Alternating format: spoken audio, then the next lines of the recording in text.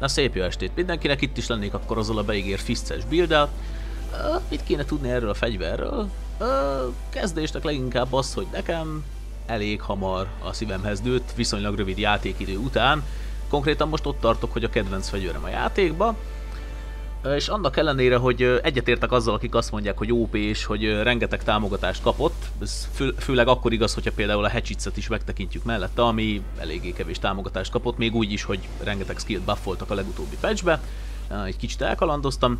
Ennek ellenére azt mondom, hogy a Fists az inkább komplex fegyverek kategóriájába tartozik, és talán a legkiigényesebb fegyver, amire egyébként fogunk is építeni, ugyanis itt finoman fogalmazva nem csak egy-két skillt fogsz egymás után spamelni, itt van egy alap passzív skillje, az Unbroken, amit arra használunk, hogy lényegében skill után és skillt normál attack után tudunk megszakítás nélkül kombózni, ezáltal egy versatilityhez hasonló számláló is elkezd majd növekedni, és bizony ez elég szépen zabálja a keyt is, és önmagában az a koncepció ezzel a fegyverrel, hogy hogyha egy több aktív skillből álló hosszú kombót egyszerűen nem tudsz megcsinálni, mert olyan gyorsan elfogy a keyed, vagy egy hosszú kombó után nem tudod visszatölteni a keydet elég hamar, konkrétan pikpak, akkor nem csak az, hogy szarul fog sebezni, hanem konkrétan hamar meg is fogsz halni, ugyanis ennek a fegyvernek konkrétan az a lényege, hogy folyamatosan támadunk, kivéve persze, amikor grab attack jön, mert akkor jöhet a jó kis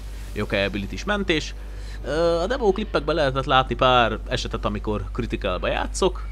Ez egyáltalán nem kötelező, ez csak egy úgynevezett ilyen hipermód, olyan bosszok ellen esetleg, akiknél már biztosra érzed azt, hogy le tudod szedni, oda nyugodtan el lehet nyomni.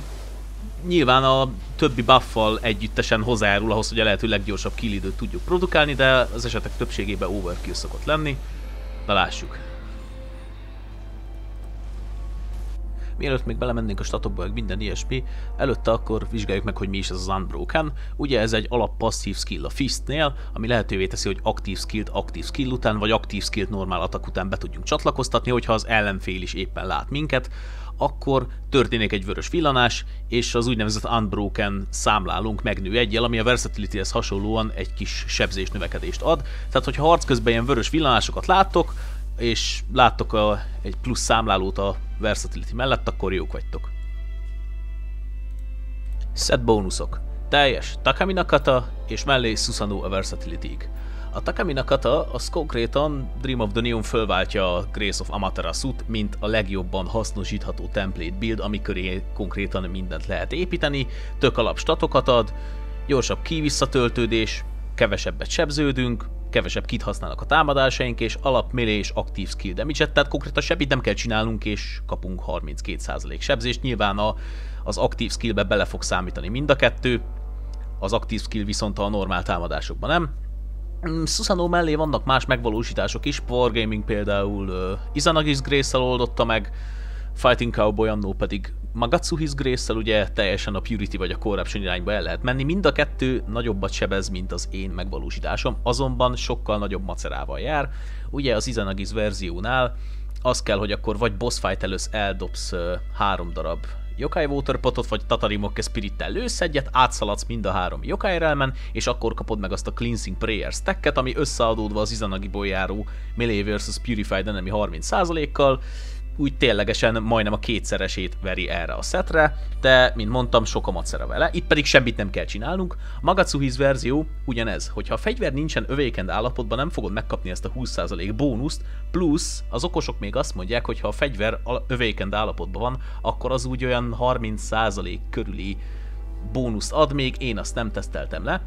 Azonban a Corruption-ös verzióval az a probléma, hogy rengeteg Sentience Charge-os Star effektet igényel, ugyanis hogyha nem tudod sűrűn awakened állapotba tartani a fegyvert, akkor igen komoly sebzésveszteségek lépnek föl, és igazából nem volt kedvem azzal gecizni, szóval ez a legegyszerűbb megvalósítás. Persze itt is a builden belül lehet menni Purity vagy Corruption irányba, attól függ, hogy most Bakut vagy Hót akarsz-e használni. Én már mondtam az előző build videóban is, hogy nekem a Hó Guardian Spirit animációja az konkrétan verhetetlen, meg a bosszok többsége amúgy is yokai, és azokra a Purity könnyebben föl fog menni, mint a Corruption, szóval erről ennyit. Fő fegyver Hachiya Cloud Fists. Szerintem ez a legjobb opció, viszonylag magas az attack ratingje, hozzáteszem, boxerből is a karmokkal ellátott verzió van, ami kifejezetten azért jó, mert egy plusz Art of Combatot tudunk hasznosítani az Archer's Impact skill után, hogyha karmos fistset használsz, akkor be tudod csatlakoztatni az úgynevezett Tiger Claws attackot, ami egy Art of Combat és Ren Hayabusától tudod megszerezni. Egész jó kis sebzése van, bár a trekkelése nem épp a legjobb, kisebb ellenfeleket faszán végig lehet vele pofozgatni a pályán, és egyébként elég erős, tehát már ez egy plusz jó indok arra, hogy miért válaszd a Cloud fistset a sima fists helyett. Meg ezen egy kifejezetten jó fix stat van, alapvetően kevesebb kit használnak a támadásaink, a kis technikai baki nullán volt a familiarity, így jobban lehet egy kicsikét látni az igazi értékeket. Aminél figyelni kell star effektekre, meg statokra, azt tudom mondani, hogyha tudtok találni egy olyat, amin alapvetően van Imbue Purity stat, azzal talizmán helyeket spóroltok meg, és nem kell a Purification talizmánból bepakolni párat, illetve még a Star Effectes Life Drain az, ami jó, hogyha van. Star Effectes attack bónusz, kaptam egy ilyet, igazából nem egy nagy cucc, kapunk egy kis plusz sebzést, melee key damage, ez is temperelhető normálba, Star Effect fölösleges, Star Effectes break meg, tehát alapvetően az embereket így is úgy is konkrétan elolvasztom, tehát ez most nem szoroz. Illetve egy transfer bónusz nyomattam, ugyanis alapvetően a fistnek kifejezetten hülye scalingje van. Elsődleges stat strength, másodlagos heart, harmadlagos dexterity, vagy fordítva, nem tudom, és hogyha duplán akarod remodellezni, akkor azt megteheted úgy, hogy constitution, alapból strength, dexterity A-A-, vagy strength, heart A-B. Itt én a strength-et kicseréltem a francba constitutionre, erre érdemes vagy courage-re, és akkor Courage per Constitution, Heart, A-B scaling, ezeket a statokat kell akkor maxig húzni, a Dexterity meg el van felejtve a francba. Másodlagos, csak a set bónusz miatt lévő dual konkrétan, de igazából, hogyha gondoljátok, Power ezt is megcsinálta, ezt a buildet át lehet alakítani, konkrétan egy két fegyveres build is, hogy mondjuk fists és dual, vagy fists és tonfa, bár hogyha már van fisted, akkor nem fogsz mellette tonfát is használni, vagy esetleg tonfa és dual. Igazából a tonfának is vannak egész jó kis bird skijei, meg ilyesmilyen zero key állapotban, ugye Devastation, Focus Strike, stb. A dualnak meg ugye ott van, Two Cats-nek ott van ugye az új kis Spinning Dragon, azonban én most már csak azt tudom mondani, hogy egyik fegyver se tudja fölvenni a versenyt a kis sokdanos yokai karatét nyomató technikai agyfasszal, amit a fist nyomat, szóval inkább fistre csináljátok meg, de mondom, a másik két fegyver is totálisan vállalható, különösen, hogyha mind a kettőt használod egyszerre, de önmagában duallal is, meg tonfával is könnyű még versatility stackelni, de a fistszel szerintem a legkönnyebb. Szóval nálam ez csak set bónusz miatt van, távolságig szintén, tök mindegy, letoljom, legyen rajta damage bónusz agility, meg az egyiken legyen stalwart. Páncél. Wild Boar Crest Helmet.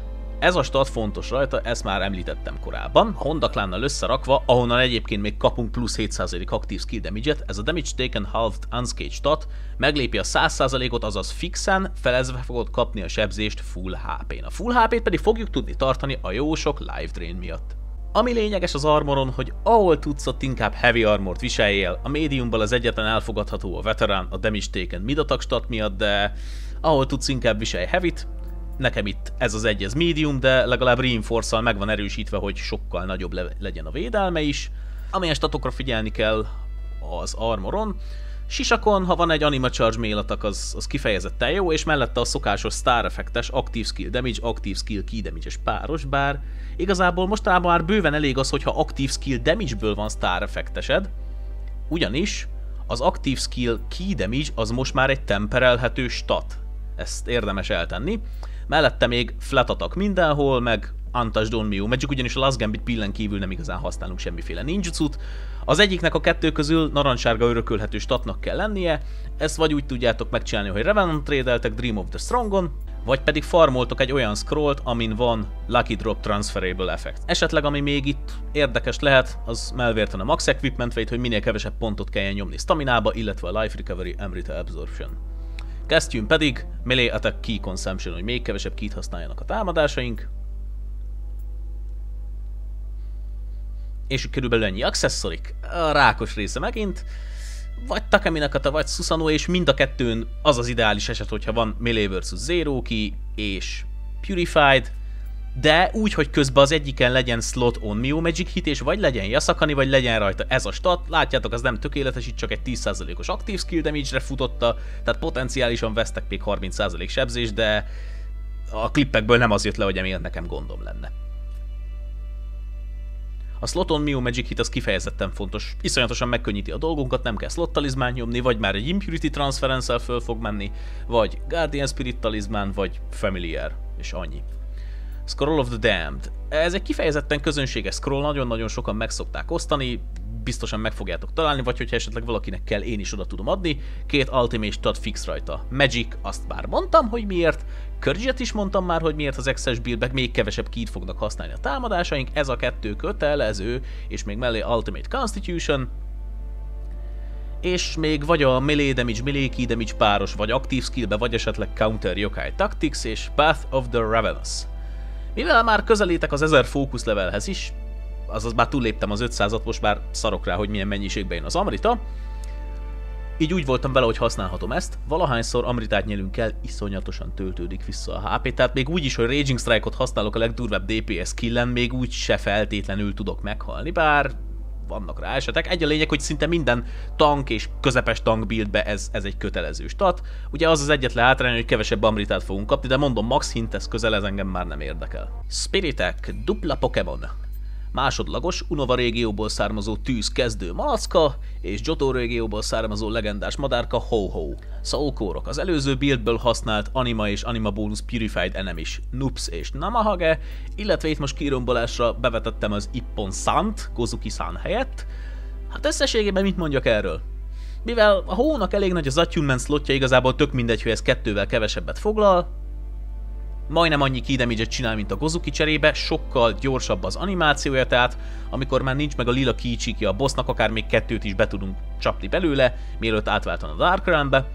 A hátrány a Gozukihoz képest viszont az, hogy ennek a trackingje nagyon-nagyon fos, vagy egyáltalán nem is létezik, könnyen ki tudják kerülni az ellenfelek, és akkor konkrétan annyi volt, mellé ütöttél, még a Gozuki valamilyen szinten még le tudja követni általában, ha csak nem hűl meg és nem kezd el körözni az ellenfél körül, de az egy másik történet. A pozitívum viszont, hogyha Dark Realmbe kasztolod ezt el, akkor egy ilyen kis tűzgyűrűt csinál, amivel legalább tudsz confuse-olni. Ezt a Gozukival nyilván nem fogod tudni megcsinálni, tehát ez a build Ipponnal is, meg Gozukival is működik, én most ezt mutattam be, de mindenhol csak a Gozukit használjam. Item shortcutok. Onmyo-nak vagy Water, vagy Lightning Familiar Talisman, Confuse-hoz, Fire-re egyáltalán nincsen szükség szinte. Guardian Spirit Talisman, vagy Fleeting Guardian Amulet is jó, hogyha tudsz eleget forge-olni. Impurity Transference, hogy a Carnage Talismannak a gyengeségeitől megszabaduljunk, és hogyha már itt tartunk, Carnage Talisman, az egyik alapbuff, arcsokája több anima miatt, Extraction a Life Recovery és a több anima miatt, Barrier gyorsabb key recovery, illetve automatikusan eltüntetjük a yokai realmeket, Soul Purge, Purification a buff fegyverre, és a Last Gambit mint super buff, illetve bizonyos bosszok ellen, akik de lusta vagyok néha kidodzsolni a támadásait, benyomom ezt, és akkor semmiféle elementális szar nem mehet rám föl. Jó, a Soulcore-okhoz csak még egy megjegyzés, nem feltétlenül muszáj ezt az anima bónusz Purified Enemy-t követni, az is lehet, hogy 2 darab Unscathed Amrita és 1 darab anima bónusz Inflict Ailment, ahogyan sikerül összehozni, vagy 1 darab Unscathed Amrita és 2 darab anima bónusz Inflict Ailment, ugyanis mivel confuse-olni fogsz, 2 elementet viszel föl, ezért oké, hogy elementenként csak egyszer fog megnőni az anima, de legalább nagy tételben. Statok.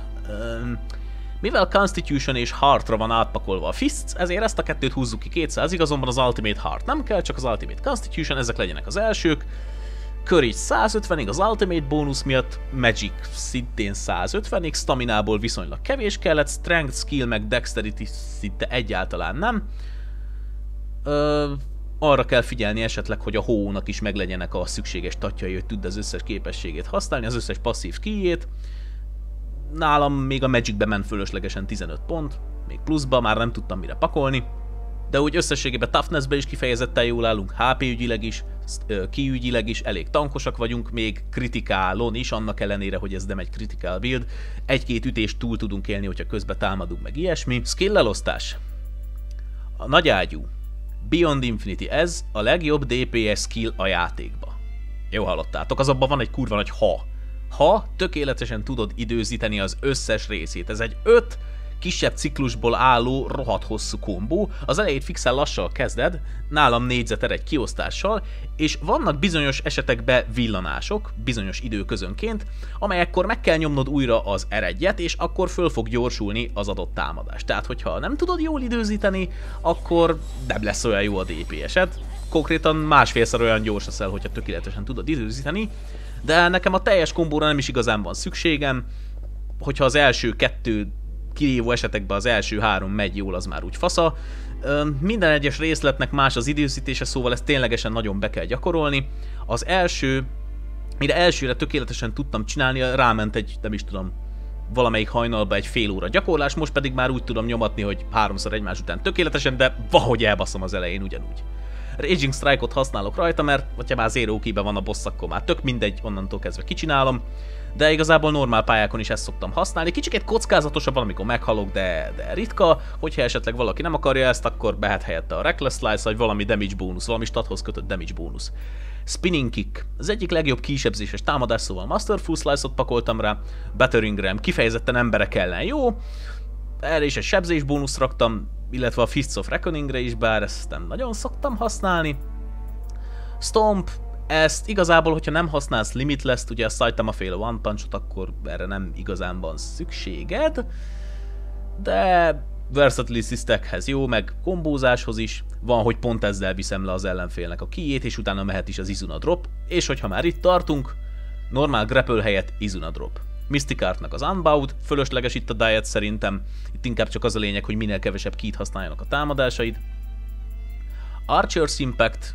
Ez talán az egyik legjobb skill a játékban. A legtöbbet lehet vele csízelni az emberi bossokat tekintve, hogy hátra dodge-olsz egyet és előre ütsz. Ezután mehet a Tiger Claws. Valamint egy kifejezetten jó kis skill a Reckless Charge. Ez a legjobb kombó indító, ugyanis Hyper Armorod van közben. Konkrétan ez egy blokk, amivel nyilvesszőket, Caracas Umbrella-tűket is vissza lehet verni. És ja, ezzel érdemes indítani.